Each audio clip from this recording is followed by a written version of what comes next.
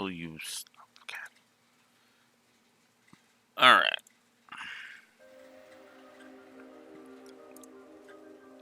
Ladies and gentlemen. God damn it. There we go. This is long overdue. But I'm finally recording my rating video for Azure. So, time for the explanation of the positives and negatives I gave Trails to Azure. So let's do it. So, 17 sessions with a final score of what was it? Yeah, plus 90 to story, negative 8 to gameplay. Big improvement over 0. 0 was pretty bad, admittedly, but here we are once again with another rating explanation. So, yeah, let's just get into it. As ever, full spoilers. Duh. That's kind of the thing with this. So, let's start with the obvious. Triple positive for humor. And a cat that won't take a hint. Anyways, yeah, the humor was fantastic, as was the use of Devil May Cry effect. It was all good stuff. You know, they didn't really do anything kind of cool with it. It was just kind of a good mix of silly and serious, as the Trail series tends to do. It has good Devil May Cry effect. It just doesn't have the heights of what I feel to be amazing Devil May Cry effect. So, you know. And I love my example that I use here. Yeah, sure, Shirley. Eat a parfait and then ask for another one during a tense scene. Why not? You know? Triple positive for the sprite work, because I can recognize characters, even more minor characters, at a glance, and that's good. That's good stuff. Usual animations are really good. This was really the height of the 2D animations this time around, and yeah, I absolutely feel that, because, yeah, that makes perfect sense to me. I feel like the cutscenes have good storyboarding, like character positioning and whatnot. The visual storytelling is once again good, as is the doodad usage, the background lore. Limblom effect is here in good force. There's good NPC chatter. The world building is as good as ever. Always at least 1 plus for the world building. The external continuity got 2 pluses, mostly because it felt natural to shift to Oliver and Mueller before shifting to Chloe. All of that just flowed very naturally. And then the second one was when the SSS met with Osborn. So, there's great foreshadowing throughout, especially in Chapter 1. There's good music direction. There's good use of atmosphere, good use of the theme of family and what that means. And yeah, that's all the presentation stuff. Triple positive for Lloyd.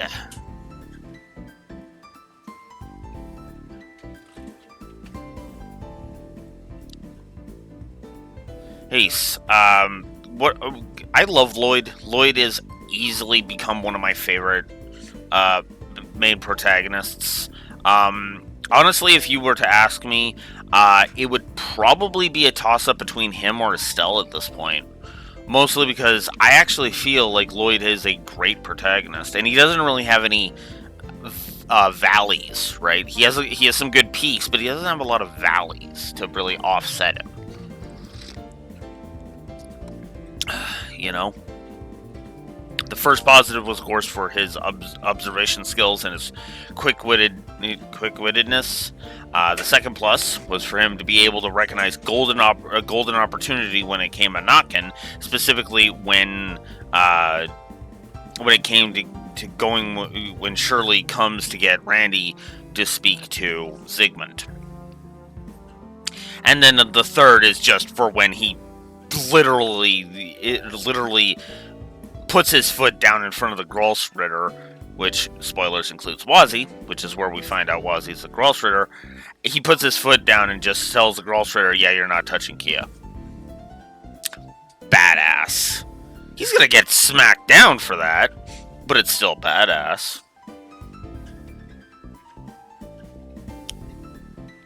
Noelle continues to be awesome, and I love her interactions with the others.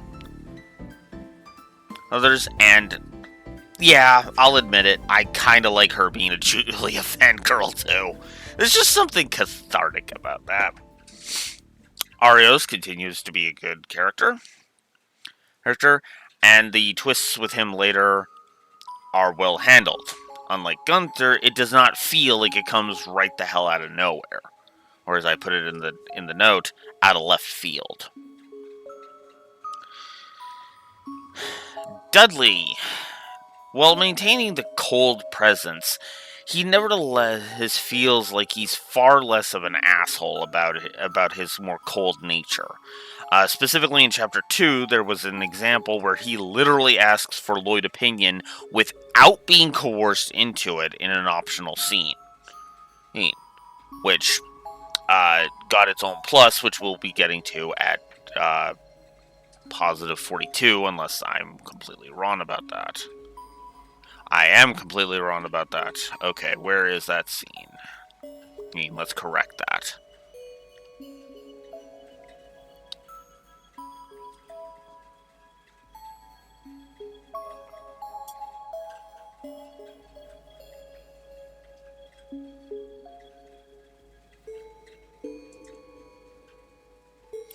It's 68, specifically. So, I need to scroll down. No, I went past it. There we go. Let's correct myself there, because it is actually positive number 68. Where I make mention of that. Need to start double proofreading these before I begin. But still, yeah, Dudley earns his plus. Kevin's here. He doesn't get a lot of screen time, but honestly, I still like what little they give him, so that's cool. Reese, still moral and awesome like she was in Sky 3. Even if it's not quite as obvious if you haven't played Sky 3. I do feel like you can pick up on the characterization if you've played the previous games. So, make of that what you will.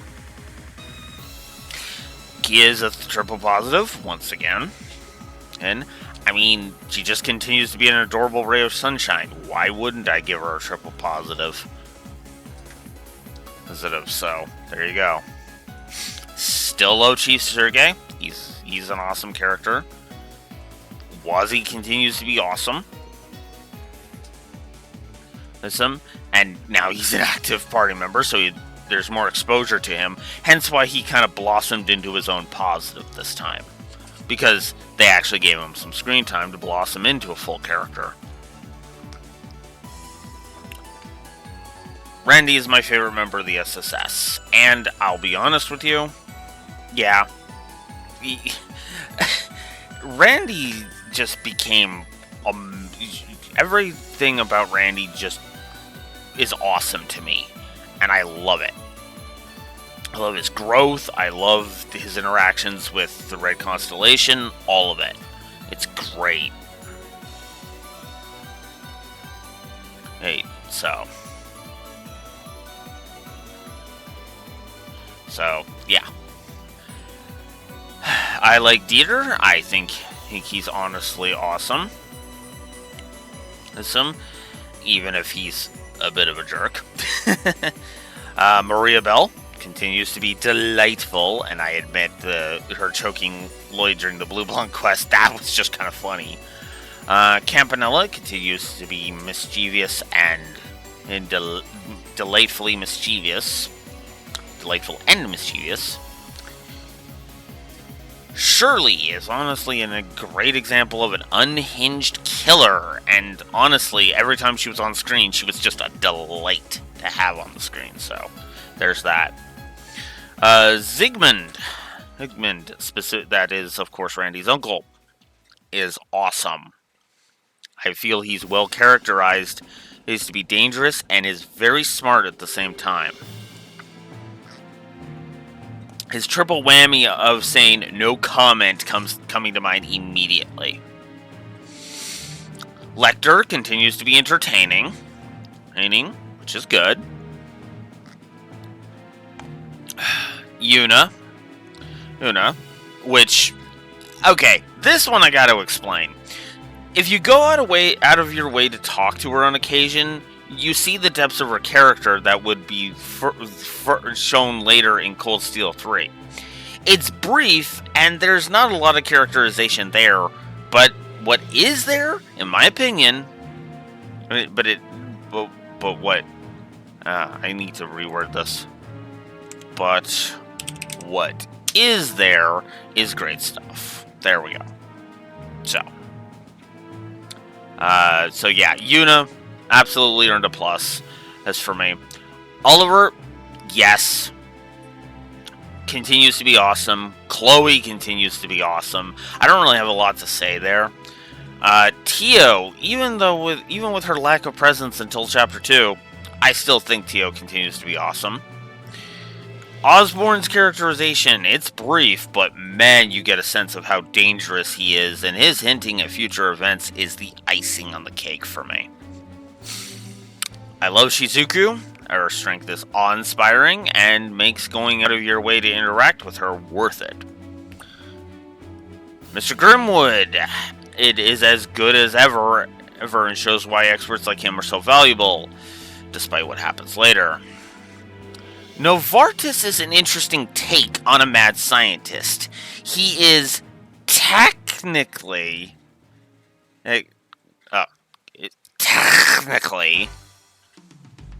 he said in the dumb way that lore does, is to say you're wrong. He's technically evil, but only in the sense that he is just there to amuse himself and nothing more. This is unfitting music. Aryan Road is awesome, and the game does a great job of making sure you understand just how powerful and dangerous she is. I enjoyed Nielsen, as you really feel what good friends he and Guy were, and honestly, that's awesome. Garcia continues to be awesome and loyal to his men. I can respect the hell out of that. Zeit continues to be awesome, as well as in all of his appearances. Especially when he starts talking and being huge later on. In fact, that earned him 2, courtesy of the loophole he makes for helping out. Namely, that he is the Septarian of Mirage, not the Guardian of the Septarian of Zero. So there you go. Cow, thank you, Cold Steel 2, for finally giving me a proper pronunciation, although that is such an unfortunate pronunciation. Cow is deliciously devilish in his ability to keep his cool when deep down, he's pissed. Specifically the scene with Risha coming to mind immediately. But we'll get to that. Commander Bales continues to be awesome and knowledgeable. Accidentally leaked info to outsiders, indeed. Yeah.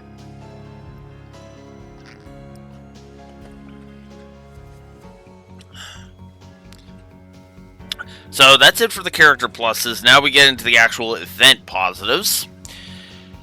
Commander Bales. Oh, no, sorry. I already did that. No, sorry. I said that one was the last one. Kevin showing up and saving Ernest. Ernest comes right the Adios out of nowhere. But you know what? To be fair, I'm not complaining. meaning when it's awesome and shows the growth Kevin went through in Sky 3. So, it's awesome. Reese meeting up with Kevin after Lloyd and Noel depart is also awesome and continues to show their dynamic of how close they are while continuing Reese's love of food.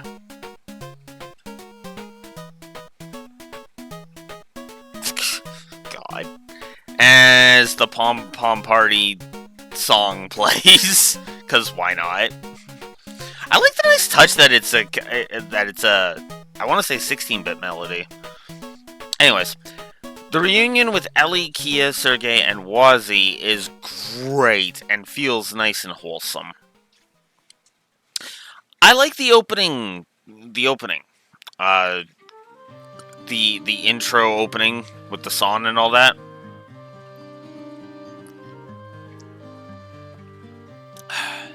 It's good at getting me excited for the story beats and specific characters that will be making appearances throughout the game.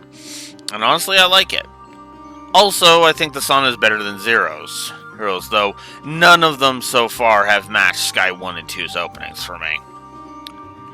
I really like Sky 1 and 2's song openings, and that's only going to be topped by a couple of Cold Steel songs, especially the first three, which all had to grow on me, admittedly.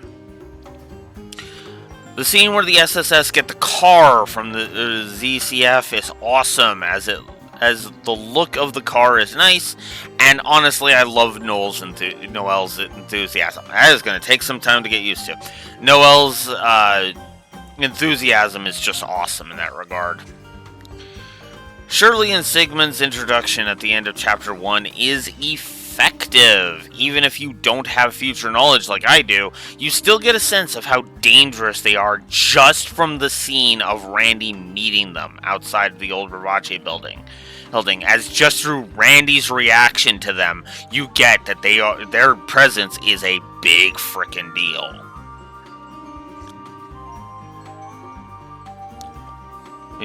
With good storyboarding and good use of sound design. The meeting with the boys, meeting with Sigmund and Shirley at Nuit Blanc, is awesome and gives us even more insight into not only Sigmund, but Randy as well. Then there's the entire optional section of tracking down Lecter and Killica in Chapter 2. While walk through Idiocy and Spades, it is nevertheless nice at adding flavor and even making Dudley less of a dick. So, that's good. I freaking love the side quest Musician Manhunt. It is one of the funniest side quests in the series. It's one of the funniest side quests the series has had in a while, and honestly, I'd say it's the best one since Sky 2, even if the treat for the mayor side quest from Zero was awesome as well. This one still tops that one for me, though, and thus the triple positive. Ribotin Remedy is a simple but good hidden side quest, and honestly is kinda nice to see royalty not being dickish. Even if non-dickhead royalty is more the norm in this franchise than the exception. Tio saving the others from Campanella's trap is awesome and works on many levels. So, I really like that. This is an unfitting song for that.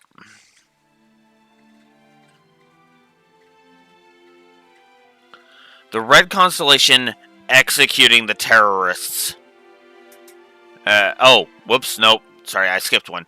Osborn meeting with the SSS is a chilling scene, and it hints at the events of the Cold Steels beautifully.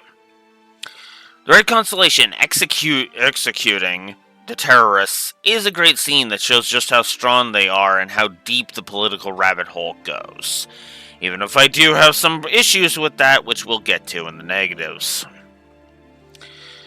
The events on the beach during the intermission chapter are great at showing the friendship between the characters and mostly avoids the feminazi subplot. And no, I won't apologize for calling the Lloyd is a perv subplot that. The Lloyd is a perv thing that. Because That's what that is. That is a feminazi subplot. You are a man being nice, therefore you're a perv. Fuck that subplot. It needs to go to hell. Even and no, it's not funny when it happens with Reen. It's not. Period. Period. Like, I'm sorry, that kind of paints the women of Zemuria as kind of too loose, if I'm honest. Because I'm sorry, if you're actually thinking that Lloyd wants to be with you, no, that's a problem with your train of thought, not his. Because again, politeness should not equal I want to bang you. I imagine it probably makes more sense in the Japanese version because in Japanese, it's probably something about the way he's speaking, right? He's speaking with a romantic tone or whatever. But no, as the dialogue is presented, and because we didn't get a proper localization to give us some actual fucking voice acting to kind of show how it should be portrayed, yeah. Anyways, the scenes during the attractions at Michelin Wonderland are fantastic as they give great insight into the characters and are just wonderfully heartwarming interactions. The optional scene of walking with Shizuku after her surgery is wonderfully wholesome. Not much more for me to say about that. Theme Park Trouble is great and a good examination of Tio having to realize that Mishi is a character. The shattering of that worldview was handled perfectly, in my opinion, earning this side quest 2 positives. Then there's meeting with Georg. Is there a J&G romanization thing with Japanese? Because, yeah. Anyways. And it's a great scene that serves as a refresher and a deeper insight into Ouroboros. The hidden side quest as Sully's secret session is a nice insight into how seriously Sully takes being an Arkan Seal. So, that's good stuff. The scene where Risha is revealed as the secret identity of Yin to the SSS is very well handled. They do act with surprise, but one thing I do like is that one thing I honestly love is the fact that the SSS just agree, yeah, we're going to keep this on the down low. Oh, because, exposing Risha would do nothing but make the SSS assholes. Yeah, let's not have the SSS remind me of Team Ruby from Rooster Teeth's Ruby, Volumes 7 and 8, thanks. The game doesn't, so that's good, hence the positive. The scene with Randy fighting the Constellation when he has gone berserk is awesome and shows the power he's been holding back all this time. Not to mention his fight with Shirley showing off how powerful she is on top, and then to top it off, the SSS delivering that awesome cavalry moment. That whole sequence is just brilliant, triple positive all around, with a separate positive for the cavalry moment itself, because that was awesome in and of itself, and it was just badass. Then there's the confrontation with Randy after the fight with Shirley, and I feel it is an awesome scene that really highlights just how close the SSS have come as a team. It's so good that I gave it 3 positives. Then there's the optional scene with Dudley at Garante in Chapter 4, which is awesome and a good shot, no pun intended, since the subject is alcohol, of humor after such a dark turn of events. As, yeah, a lot of dark shit happens just before that. The scenes at St. Ursula after the attack on Crossbell are beautiful and touching, and really shows the down-to-earth perspective nicely. Noelle saying thank you after Geofront Sector C is awesome and really highlights the bond between Noelle and the team. It even manages to not be offensive when squeezing in jokes about Lloyd's love life, which is good.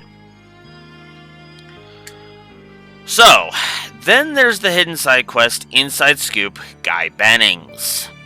It is great at quietly showing that the SSS are respected Lloyd enough to not pry into the finer details of Guy's death out of respect for him, as they felt it was just too sensitive of a subject to broach it, which just is another example of showing that the SSS care about Lloyd, to the point where they didn't want to broach the subject because they knew it was a very touchy subject for him. And constantly bringing it up, well, claiming he's a perv because he's polite is one thing. Bringing up his dead brother constantly is just... yeah. Lloyd, meanwhile, also shows that he has come to terms with it enough that he can discuss it without incident or outburst, which shows his growth. Great stuff.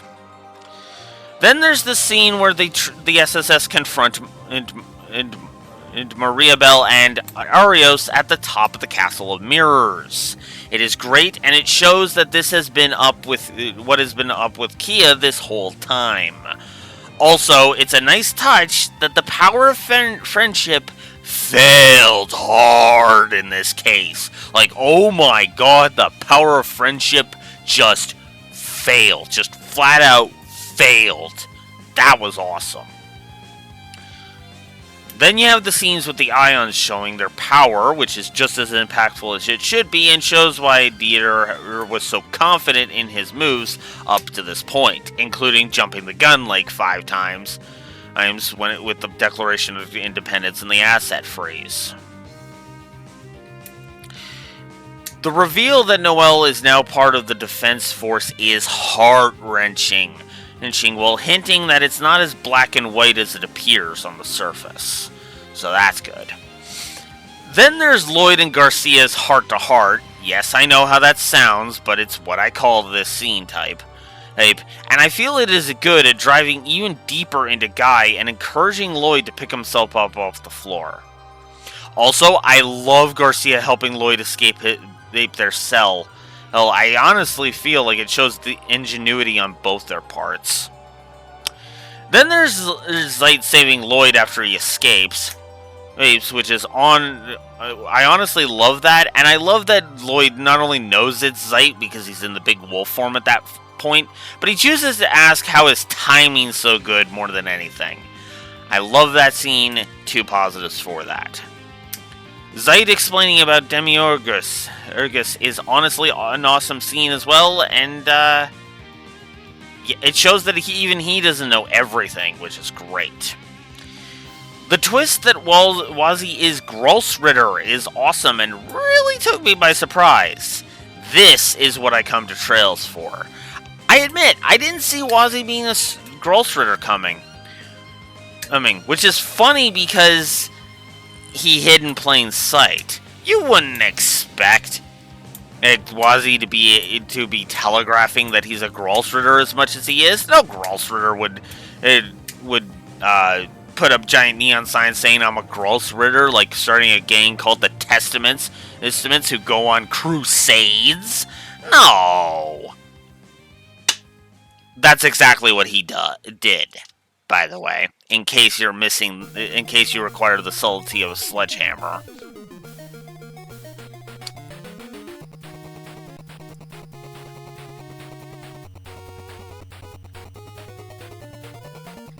Huh. I didn't even know that was the thing. Anyways. I should make sure I'm still good. Yes, I am still good. Okay. Alright. So, yeah. Also, a positive to that whole scene, as it talks about plot points, things that we'll see later, and ties into plot points we've already seen. And Lloyd being protective of Kia is awesome. It's not so great that it spoils specific things, but at the same time, that spoilery stuff is not as bad as the end of the game. we'll get there.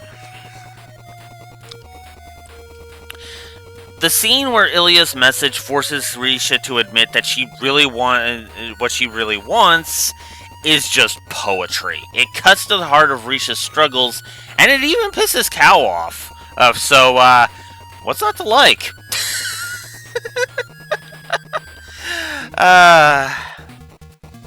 Zeit's pack showing up to help with Randy is awesome, and I just love the reaction to Zeit talking. It's great. It really is good stuff. Speaker McDowell's declaration that Crossbell's independence is invalid is awesome and really shows how much this whole thing was just a power grab from Dieter.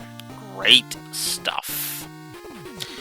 Then we get into the final bonding events. Risha's is fantastic and a triple positive. Her backstory, her bond with Lloyd, and the fact that you can read it as romance or strong friendship, and it fits either way.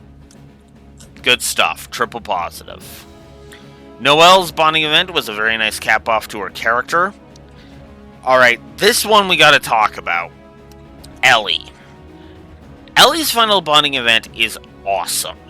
The atmosphere, the confession, all of it. For the first time ever, I can actually buy her and Lloyd being a couple. Because up to this point, I didn't see them as a couple. In fact, up until this final bonding event, I honestly felt like Lloyd and Ellie getting together was... It felt too much like if they had gotten together, it would be, you're pretty, let's fuck. Which is dumb. This one, however, the final bonding event, actually shows that that's not all hot air, and I like that. So, good stuff. Now, while it does suffer from tonal whiplash, and I really don't like the romantic angle with it, I will admit that I like Tio's final bonding event. And it's nice and mostly wholesome. I just don't really think that it works from a romantic angle. Not really. Really. Randy's final bonding event was the other triple positive. It's a great look into what made him want out of the Jaeger life, and him sharing that rum is just wonderfully wholesome. Best scene with Randy in the whole game, in my opinion. Which, of course, nets it a triple positive. Wazzy's final bonding event is a great dive into his past and how much he cares for Crossbell as well, which is awesome. Then, Ren showing up with Estelle, Joshua, and Patermater, that's an awesome scene too. And it would be even better if the caught you scene with Ren was in this game and not Zero, but oh well. I still say 2 positives. Bringing Risha to Arkansas during the final chapter is an optional event, and but honestly, it's a great scene that shows off just how much Risha means to the troop, and I like that. The assault on Orcus Tower and the cutaways to Kevin's Merkaba, and then to Estelle's group is great at showing just how awesome the CBD, Kilika, and Lecter are. Not just how good the CPD, Kilika, and Lecter are, but how much of a toll the battle is having all around. So that's good. The aftermath of Kevin using his stigma is good and continues to show the bond between Kevin and Reese.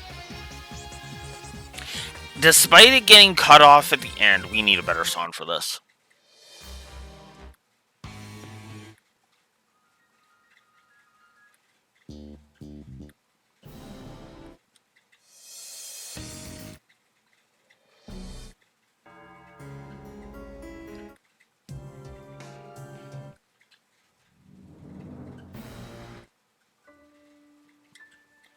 This'll do. Despite it being cut off in the end, Patermater's death, and yes, I call it a death, hit. I'll admit it. I actually cried. damn, did that ever hit. Oh, man.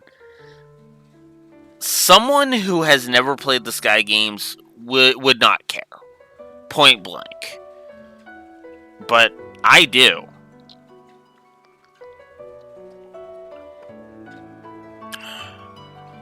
And, yeah.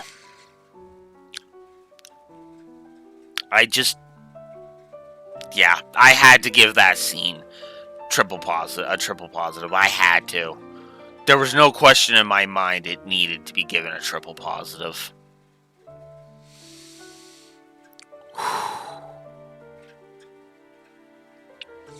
So after I gave it some thought, the whole scene revealing that Dieter was never the head of the operation and the subsequent reveal of Grimwood as the true mastermind is awesome.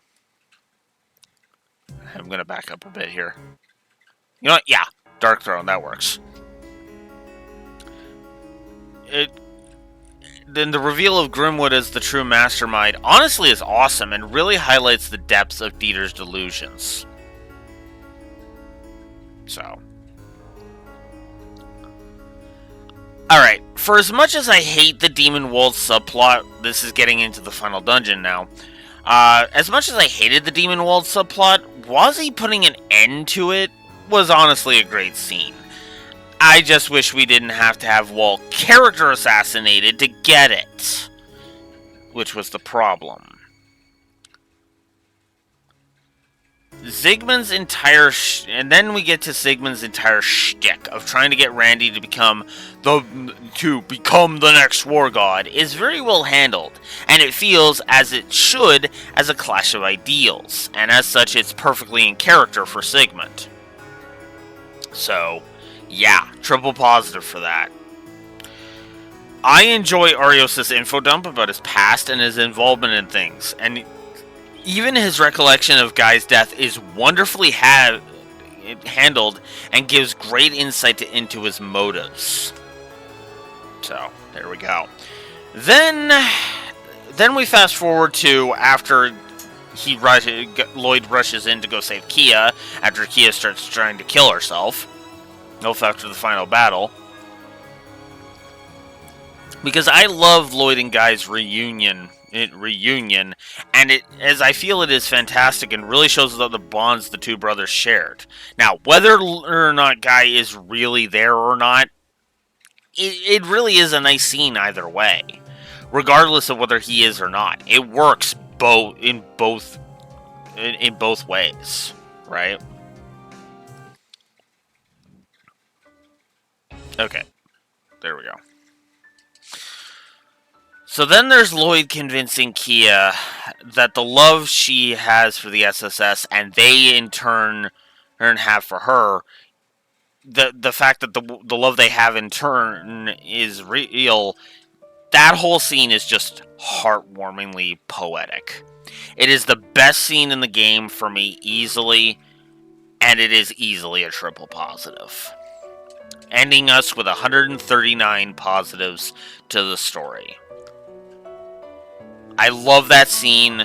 It's poetic, it's beautiful, all of the yes. Alright,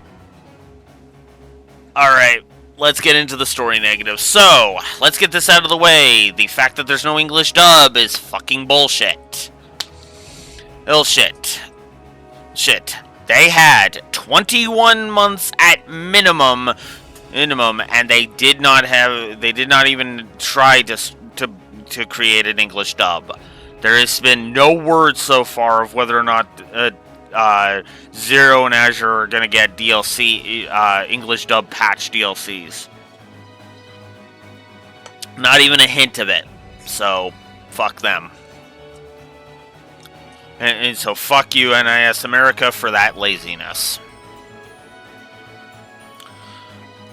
Empty text is rampant in the game. 2 negatives for it.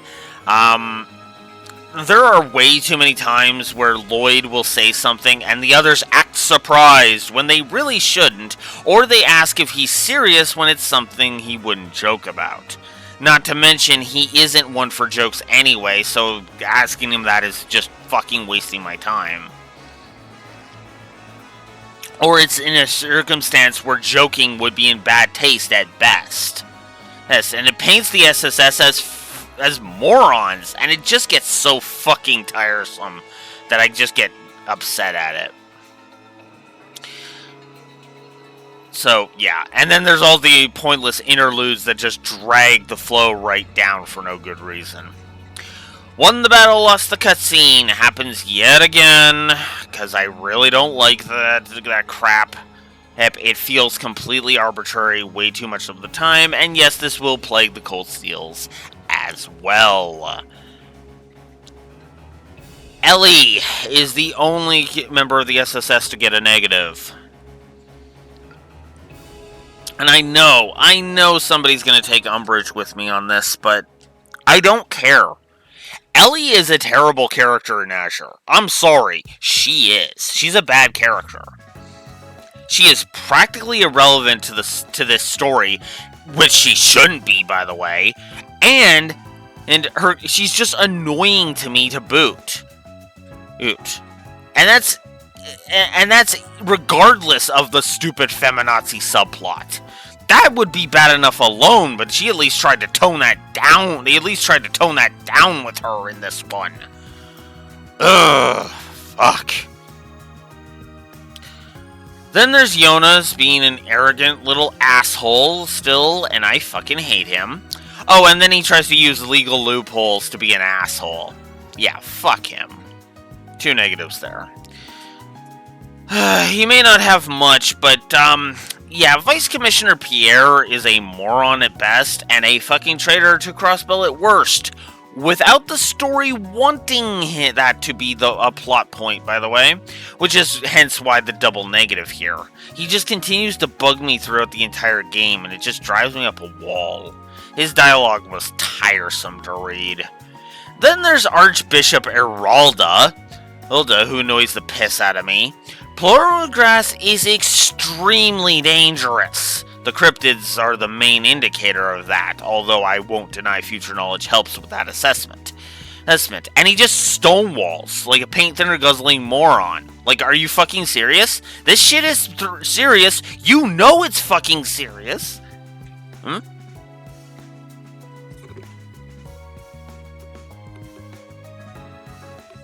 This shit is serious. You know it's fucking serious. Stop up being dumb. Fitting that we got back to this one.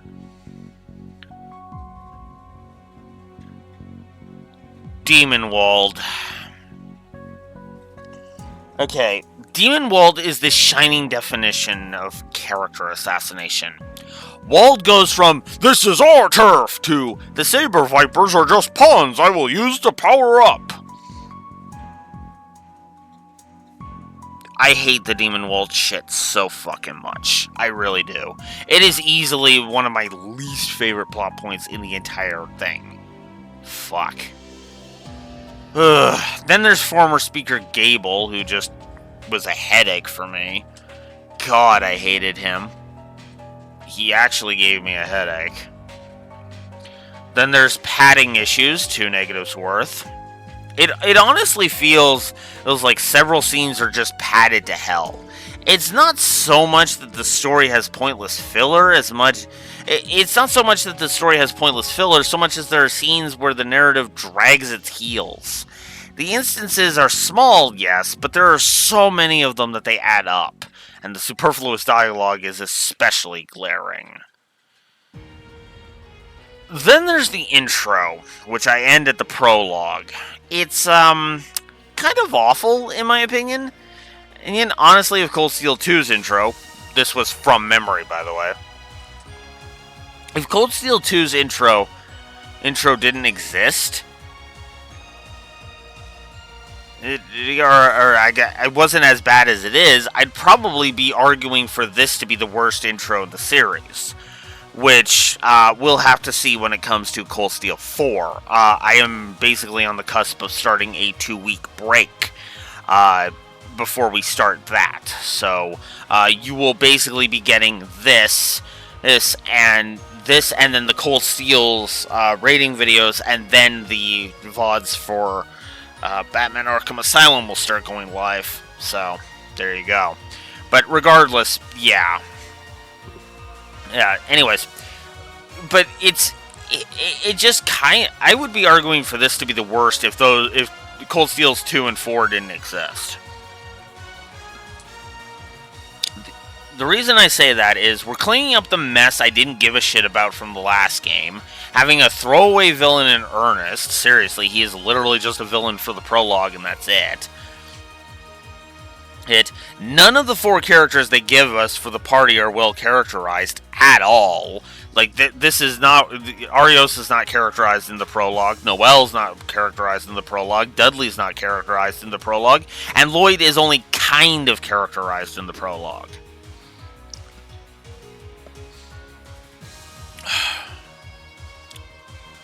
The pacing is also slow for no reason, as the dialogue makes it sound urgent, but there are scenes that exist solely for padding, and even Kevin's appearance, while fucking awesome, can't save this train wreck of an intro from just sucking ass. Also, we get nothing from Tio or Randy, and that's honestly criminal. Minimal. Full 3 negatives right there. Wazzy versus Wald in Chapter 1.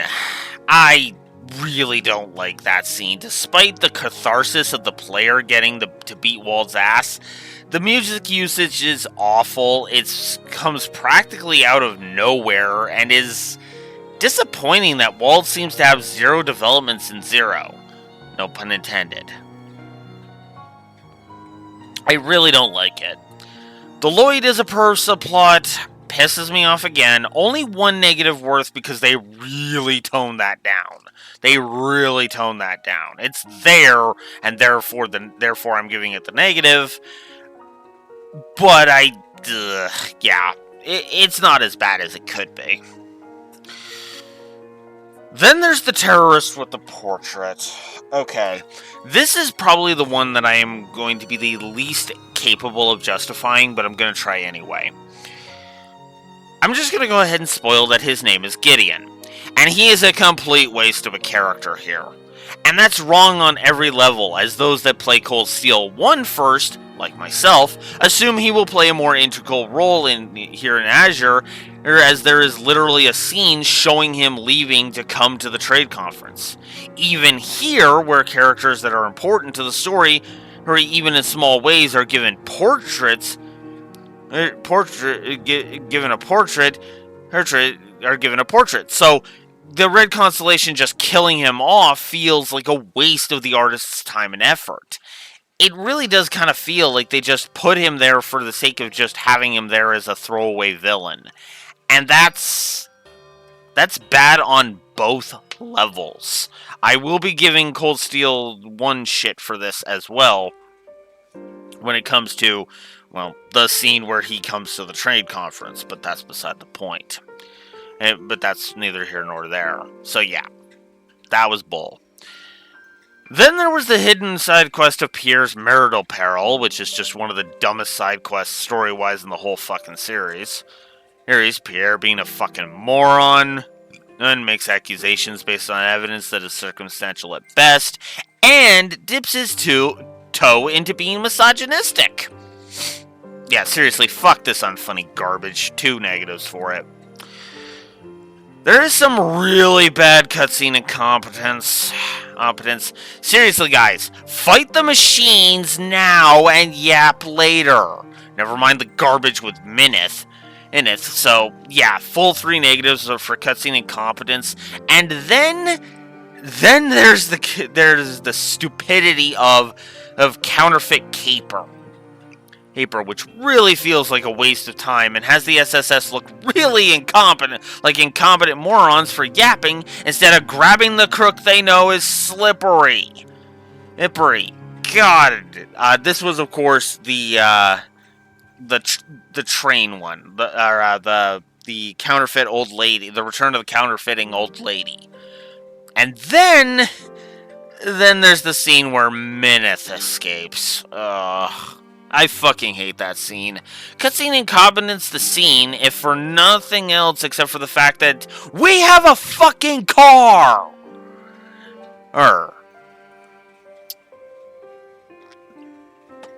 God, fuck that scene. Fuck that scene hard. Ugh. Then there's Wald taking Gnosis, which is one of the most ass-backwards way to make Wald relevant to the story, and it pisses me right the hell off. He becomes a demon because... was he left? Fuck you, game. Aim triple negative for your bullshit. Then there's some janky pacing when Lloyd gets cornered after he escapes jail. Alright, so I was going to say wash for this next point, but it really pissed me right the fuck off after all the nonsense. Ellie trying to appeal to Belle on a moral level. Ellie still tries to reason with Maria Belle after all of the nonsense, and frankly, it just makes her look like a complete fucking moron.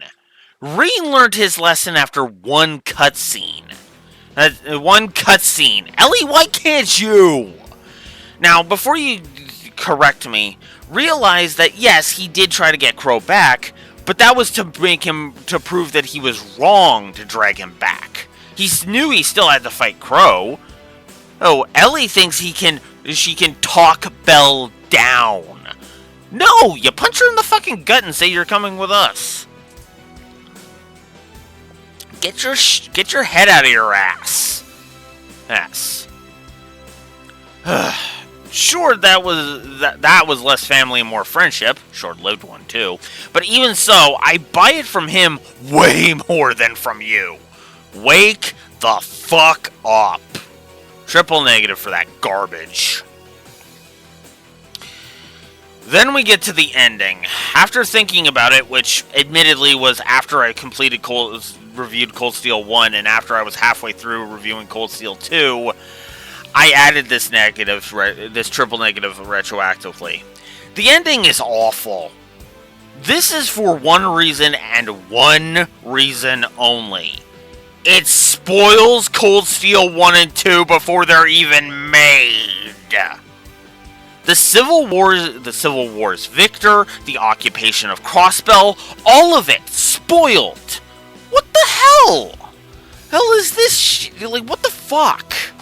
Yes, there are finer details, but still, this would be like if I introduced a character and spoiled at the end of Chapter 1 and where they end up.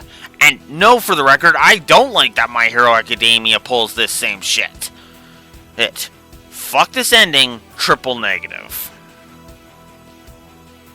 And then the outro from a story perspective is 2 negatives worthy.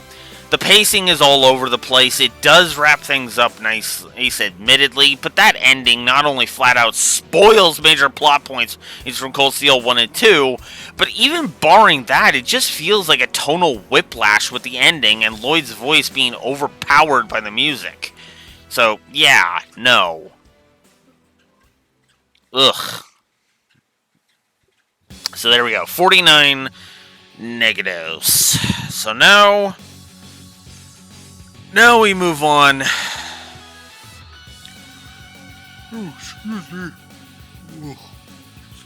Now we move on to gameplay. 2 positives for music. Music with a positive for the save system, a positive for the core combat. I feel like there's good enemy design in place here. Encounters actually feel designed. There's some decent enemy variety. There's good loot and itemization. I think the power progression curve is worth 2 positives. When the bosses are not being assholes, there's some good viscerality on display. Hey, I'm kind of low on the... there we go. Sorry about that. I was kind of slouching a bit too much. Excuse me. Anyways, so So yeah, good viscerality when the bosses are being assholes. I love the Master Quartz system.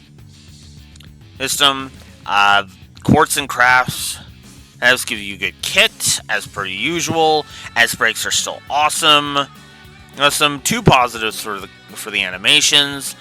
Fujin's Fury. I love Arios' S-Craft is cool. I like Noel's Blast Storm still. That's good. Counterattacks on Miss are here. That's still awesome. The X multipliers are still cool. Well, the on-screen enemies running away from you when you are too high level is still good. Killing enemies in the field when you are too high level is an awesome feature. There's some good quality of life features such as equipping at shops, good menu navigation, etc. Resting at inns restores your CP. Good combat interface, retry offset as per usual. Fleeing from battle gets easier with each attempt. Full heal on level up for the usual reasons. I'm just rapid firing these because this is all basic stuff you've heard before. Or good info in game, decent tutorialization, useful mini map. Yep, good world map as well. Helpful NPCs, good quest log, cooking returns, and it still has the character specialities idea. Also, it is healing by percentage again, which is good. Minimap, is back and still useful. Fast travel in the city is still useful despite the limitations. The car is honestly the best way to offset the slog of traveling outside the city, and takes you everywhere the bus can, and can be customized to look how you want. And after getting a couple of parts that are ridiculously cheap, seriously, it's only 100 Mira for the HP one, and then 1,000 for the EP one, and becomes a rest stop for restoring HP and EP. CB2 if you're willing to fork over 10,000 Mira, to Gen 10. And so, upon all of that reflection, yeah, triple positive for it. The casino minigames got a plus again. Pom Pom Party got a plus. This is for being a cool Puyo Puyo puzzle game. Noelle is good as a utility character, as her base attack is an AoE. Seriously, her range is huge, and that does help with the X multipliers. Wazi's little hyper beam moment of curve stopping Wald is awesome and ironic given the dialogue. It's next to impossible to lose and nicely shows off Wazi's skills. The prototype overdrive version of Burst is awesome. And it honestly makes fights that would otherwise be complete bullshit more fun and challenging rather than frustrating, with the Fairy Drake being a perfect example of that. So, there you go. Deputy Commander Douglas's 3-round training session, despite rounds 1 and 2 locking you out of arts and round 1 in round 1. Arts in round 1 and crafts in round 2. Since you get them back in round 3, it feels fair yet challenging, and it's oh so satisfying when you win, which easily earns it 2 positives. Dark Side of the Moon is a surprisingly fun side quest, as the trek through the Moon Temple isn't very long, and while the Archdevil at the end does love its status effects, the fight with it is actually fair and doesn't feel cheap. Oh, and Reese is a helpful guest NPC, adding to the enjoyment, just as Kyo did back during the Schwarze auction in 0. The fight with the terrorists at the end of Chapter 2 feels like a nice fair challenge. Rado 9 is also a fun and unique fight, as arts are useless unless it takes enough damage, meaning that you will need to time burst mode accordingly. I like the horror coaster because it's a quick time event end game. It's nevertheless fun for me, mostly because I don't actually hate QTEs. So, despite the AoE massive super attack, fighting the Hydra plant was honestly a decent boss fight, for the most part. Elon Arc is another good fight. Right? The super is also fine for what it is. I loved fighting Shirley. Really, despite the fact that after a certain number of turns, the battle just ends. I was one attack away, damn it! Despite my gripe there, though, she is actually challenging but fair and proved it is possible to beat her in the time limit, and as such, she is, in my opinion, worth a full 3 positives. Fighting Sigmund may be bullshit, but I like that you get a bonus innocent DP if you manage to beat him / reduce his HP while surviving the time limit. The rematch with Sphinx Chimera is a lot easier and less frustrating, despite the same annoyances present. Ditto the Hydro Plant, though I apparently never let him get off his massive AoE, even if he even has that in the rematch, which I do not know. The rematch with the Fairy Drake, much like when we first fight it, it would suck ass without Burst, but Burst made it fun, so there you go. Fighting Arios, despite it being an unwinnable battle, this is the first round against Arios, by the way. Okay, unless you're either damn good or you're on New Game Plus, it's an unwinnable battle unless you're really damn good or you're on New Game Plus. It's actually fun and a fair challenge. Still sick of this game, and the series for that matter, pulling that crap, though. The whole unwinnable battles thing. The Prison Break section. I love it. It is so well crafted as a dungeon. I actually love that. It even feels like the encounters with the guards and the Dovins are actually well done, too. He's S-Craft from the final chapter, Akashic Arm. Looks awesome, does good damage, and has a wide area. Very nice. Also, let's rectify not giving this earlier and give Randy's Death Scorpion a plus, especially the upgraded form. The rematch with Elon Arc is just as fun as the first round.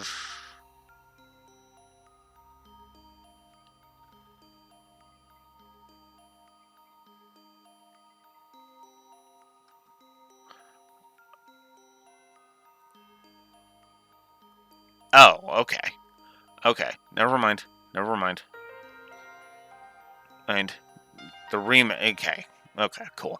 Anyways, sorry about that. I got confused for a second there. Zeit, being a pre-built character.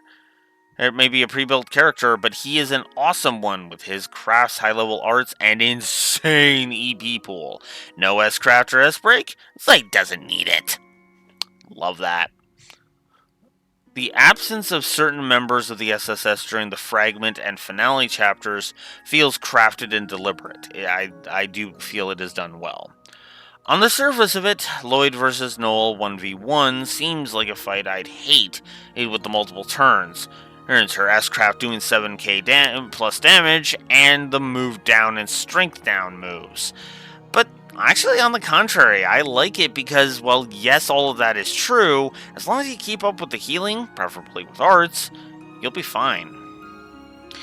Noel's S-Craft Armed Forces is awesome and would be deadly for when you get it. If the enemies didn't have way too much HP in defense. Hence, love that insane range, though. Hot damn. The trek through the Moon Temple to face Campanella is actually not too bad, and it isn't too long of a dungeon.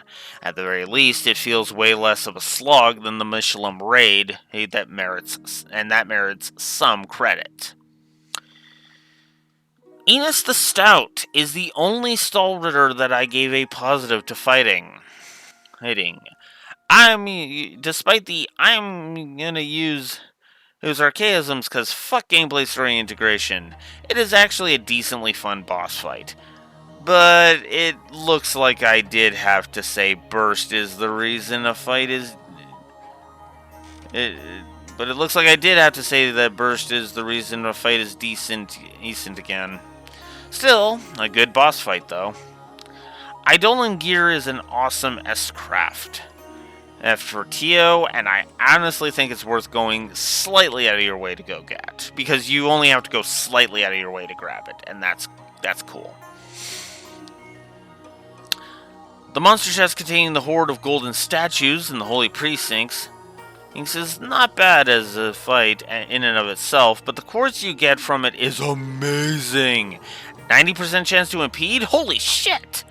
Yeah, that was an example of a monster chest getting a positive simply for the reward itself. Domain of Vanity has some good treasure, and the gimmick disappears when you beat Walled. So that's good. Domain of Passion, despite the busy work of the switching paths gimmick, and it gives some good rewards like Vanity, and like Vanity, the gimmick goes away when you beat Shirley. Fighting Shirley in the Domain of Passion is a nice fight, despite her ads being obnoxious. Then the second Golden Chimera fight is decent, even if it feels like I curb stomped it. Then there's the Domain of Fate. Other domains give you good... Like the other domains, gives you good rewards and at a good pace. Arguably better than the previous two. Seriously, fight the monster chests here. They are absolutely worth the effort, IMO. Then there's the fight with Zygmunt in the Domain of Fate. Despite the frustration I suffered from it, it's actually a properly intense fight, and I kind of dig it. Not gonna lie. The Domain of Penance feels like it flows smoothly and properly, so I like that. The fight with Arios in the Domain of Penance is wonderfully epic. The music, the difficulty, all of it. The Azure Tree in general is a well-paced and well-designed final dungeon. So, yeah, I actually like that. And then despite everything that will be discussed in the negatives, yeah, I actually would play this again with New Game Plus, despite that being shit too. But I still would do it. So, yeah. Total of 89 in positives. I am starting to run out of time, so I need to pick up the pace slightly. Let's go through the negatives. Because as you can see, yeah, the gameplay negatives kind of outshined in the positives, sadly. Scaling exp for the usual reasons. The monsters on field are still obnoxiously placed to the tune of 3 positives. I feel like there is some bad enemy design in here. Some good and some bad, both. Status, if this status effect fetish is a triple negative. There is some audio spam issues. I still hate Team Rush being in 100% RNG. That's just annoying. The burst tutorials, those are annoying, and they literally repeat the same info like 4 fucking times. The lack of a minimap in dungeons is still bullshit. The pacing gameplay-wise is honestly kind of bad, and really just jerky at times. Not helped by the presence of padding as well. So yeah. And there's also some not so great grind, and the difficulty curve is 2 negatives worth. Earth triple accuracy and evasion negative, because Jesus. The vanish and guard turn bonuses really do piss me off. And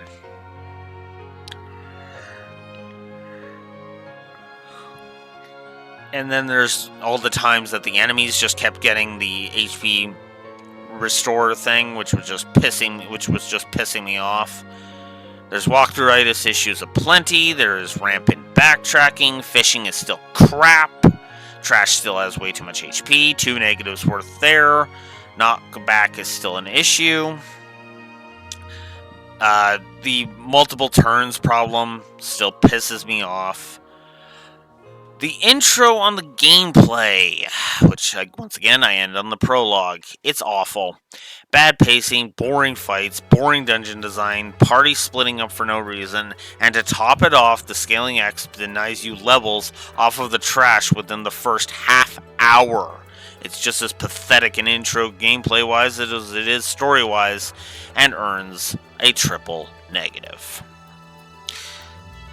Another railroading negative, specifically for Chapter 1, which is just, The Rock Dominia fights during the prologue, those can just fuck right off.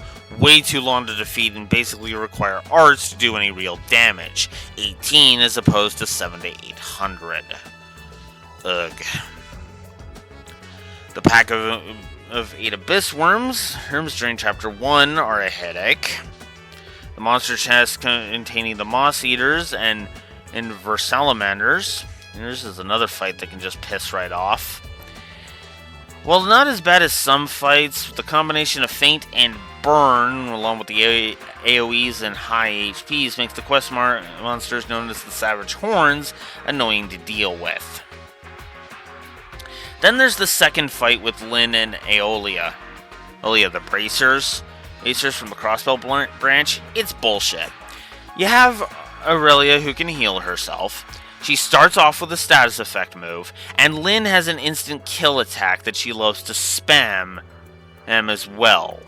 And can randomly get multiple turns in a row. Oh, and third, there's no retrying the fight, 8 if you want the bonus DP. Yeah, triple negative for that garbage.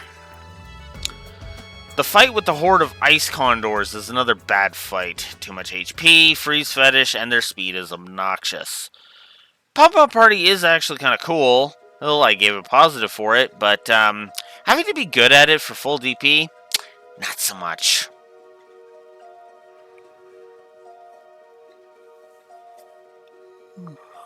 Excuse me. Also, goddammit, Blue Blanc, you're too old for dulls and wasting my time. Seriously, Dullnap is just the same shit he pulled in Sky 2 and 0, with just as much irrelevance as those times. The Geofront section that at the end of Chapter 2 is the most padded feeling section at that point. The Penguin Brigade during the Hidden Quest swimsuit snipping situation is another fuck off, and it's all the healing and confusion that they pull. The fight with Miracle Gas and Zany Zenith is another one that can go to hell. Too much HP and defense, status effects out the ass, and the whole 1 immune to physical and 1 immune to arts. Which I know I gave some praise to in Sky 2. I might actually have to reevaluate that. Excuse me. So, in about 5 years, I might go back and redo that. So then there's the side quest fighting. The Hydra Plant Super Attack. Heck is next. Oh, no, sorry. The Counterfeit Caper. Aper is the next one. Detective Raymond makes the second fight suck, and otherwise the fights are a complete joke. It's a boring side quest. Hydra Plant Super AoE can piss off, and then the 6th Nemesis. He's here again, and just as awful as in 0. Also, it's lazy that it is literally the same fight. Hide from 0, just as with you having different setup in terms of party members and courts. Fuck this stupid fight. Then there's Nox Forest, which I just don't like. It annoys the shit out of me. The enemies are frustrating, and the aforementioned turn bonuses make the trash fights take way longer than they should. The Golden Crickets in Chapter 3 can also fuck right off with their CP reduction attacks. Sphinx Chimera, specifically the first round against it, is the worst boss in the game for me.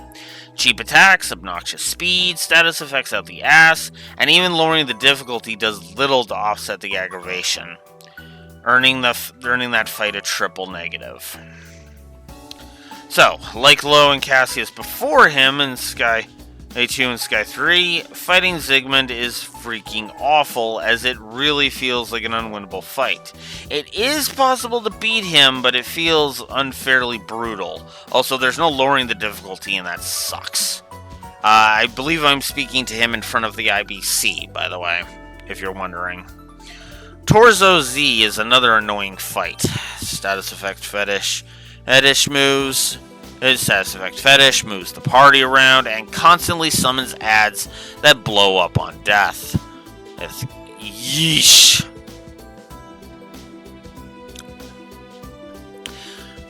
The mines placed in Maine's tunnel annoy the piss out of me.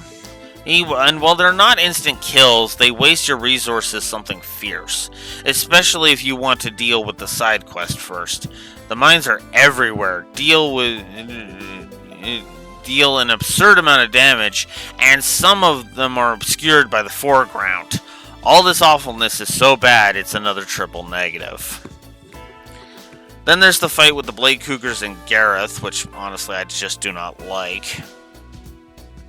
The assault on Michelin to save Elliot Speaker McDowell can fuck right off for how fucking sloggy it is. The Red Constellation members have way too much HP. The Cougars inflict blind all the fucking time and makes the fights drag on way too fucking long. I'll give it the same number of negatives as fights I had to slog through, which equals a full 3 negatives. Because, there are 4, but, well, yeah. Then there's the fight with Zax's unit, which gets its own triple negative for being insanely annoying and sluggy as fuck, in addition to all the other issues during the section in particular.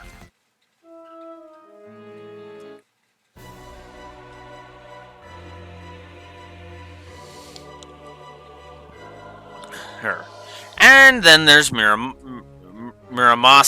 the robot you fight at the end of the section. Where the fuck do I even begin? HP is too high, ads are obnoxious, they spam arts, seal and blind out the ass. Good lord, fuck that fight. Triple negative. Leo or Gun EZs These are another enemy that can go to hell. Way too much damage output, move down constantly. They hit it like a freight train, and they cause a lot of damage on death. Then there's fighting Campanella, which is an exercise in frustration. Seriously, stop with doing your mirror shit and turning me into a vegetable. Combine that with the reflected S-crafts and warping and yipping you all over the arena, and this bullshit just gets another full 3 negatives. Then there's Inea's boss fight. I hate the fact that she snipes at you until her ads are gone, and then she starts engaging in the game's status effect fetish. Petrify specifically. 2 negatives there. Duvali is even fucking worse, as she has ads, she multiplies herself, and loves causing burn and freeze. It's no wonder I hate her so much. That's another fight that gets a triple negative. I'm actually barreling through these a lot faster than I thought, because I don't really need to explain this, right? A lot of these, right? Here's one I do have to explain. You ever heard of a optional bosses being required?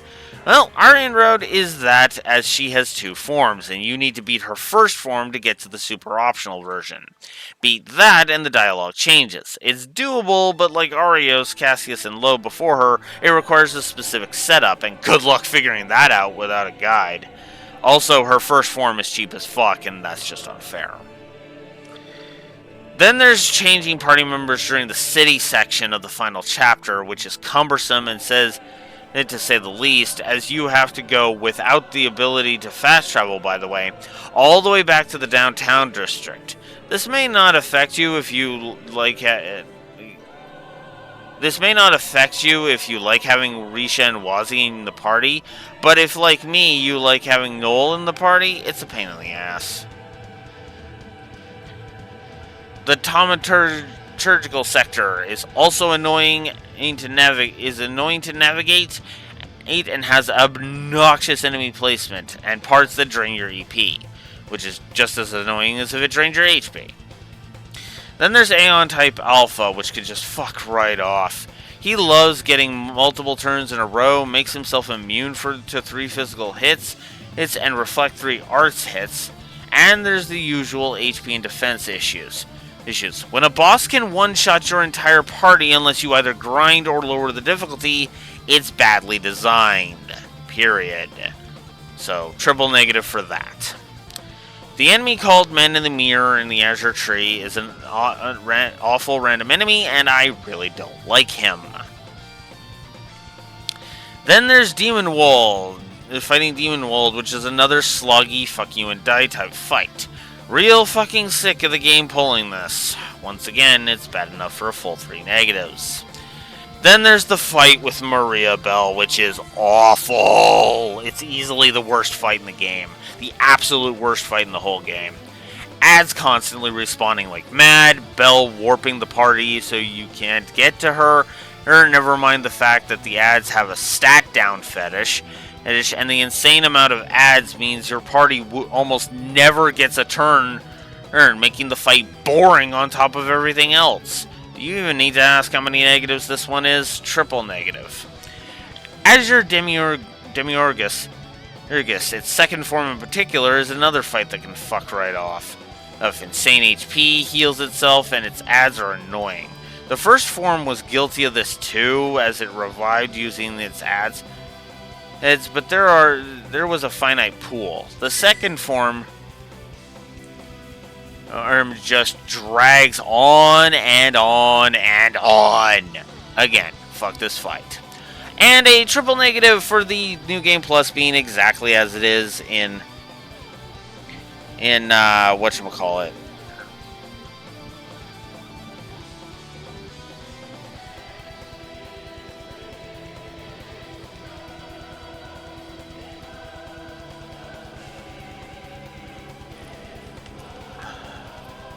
And so yeah, I hated that.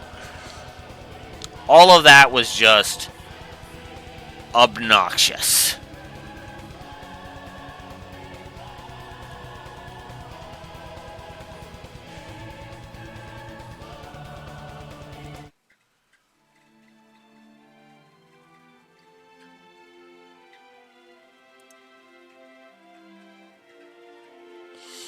I'm gonna go ahead and be honest with you. Azure is rough. It is absolutely a game that I play for, that I would tolerate the gameplay for the story. Because the story is good. It is. But it's not a game I'm going to be coming back to. And probably not anytime soon either. I don't much care for this game. I wanted to like it more than I ended up liking it. But I ended up not really enjoying my time.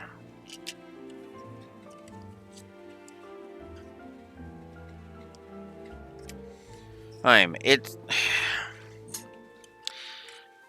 kind of sucked, if I'm honest. And it kind of felt like I wanted to like this game more than I did, but I ended up just not enjoying myself, and it kind of sucked. I wanted to like it, there were so many times where I wanted to like it, and it just kept hampering me. But to be fair, I don't hate Azure. I just don't think it's very good. This is not peak Trails for me, not even close.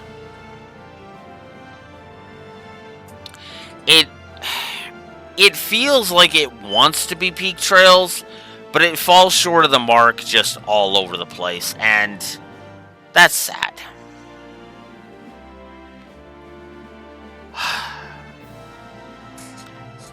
That is Trails to Azure's rating.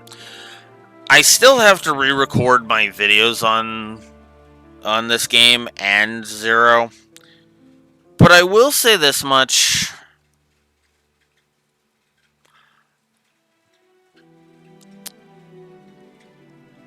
This is still better than Zero. Zero, at least this one has a story I can like. And honestly, the gameplay is vastly improved. Right? We're talking a major increase of 27 points higher in the gameplay than it was with Zero. So, yeah. Keep in mind, Zero was barely net positive at all. Meanwhile, Azure was carried by its story. Absolutely. No question.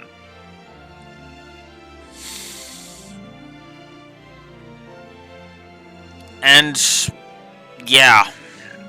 I don't know what else I can say, honestly.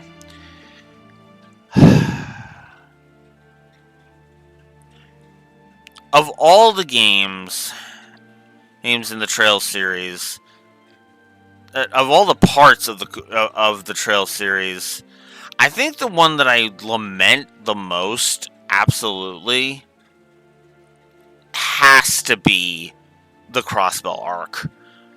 I wanted to like the Crossbell arc. I really did, because I was hearing so many good things about it. And then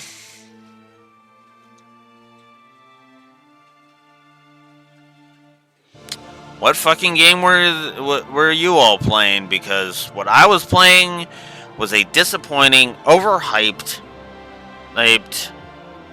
badly produced attempt at being great.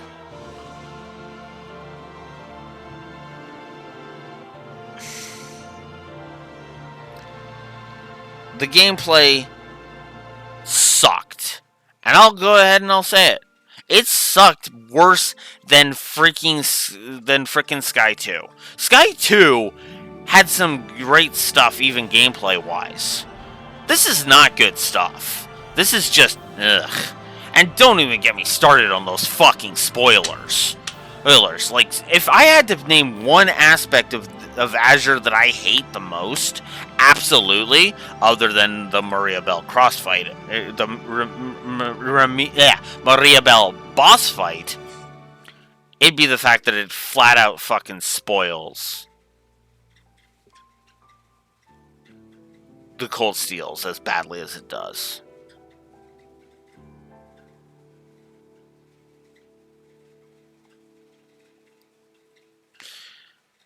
Regardless, I hope you have at least tolerated my thoughts, and I will see you next time in the next rating video, which will, of course, be